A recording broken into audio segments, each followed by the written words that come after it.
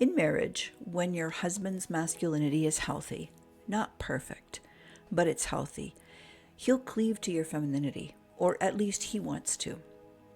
A husband can be breadcrumbing and not realizing he's doing it because he's unhealed or wounded.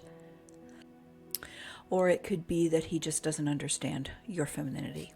It could be both, and that makes your marriage seem difficult.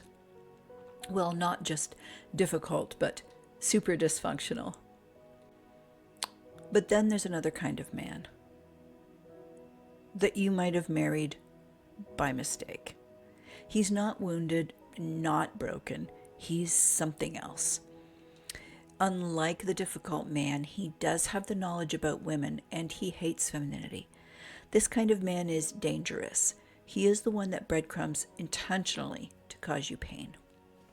At this point, I want to ask you to resist imagining that your husband could never hate your femininity.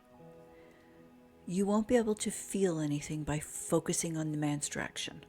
Even though we are talking about him doing the breadcrumbing, I don't want you to focus on why he does it, because it doesn't matter why he does it. When you try and figure out why he's breadcrumbing, it keeps you analyzing him and you can't focus on you. And when you're overthinking, that means you're in masculine mindset. You're trying to solve a problem instead of looking inside your own heart to feel and examine your emotions. 1 Peter 3:4. Why he's breadcrumbing, that's not your problem to solve. What you need to understand is why you're accepting what doesn't feel good to your feminine heart. If you don't like the feeling of being breadcrumbed, the solution's not in trying to figure out his problem.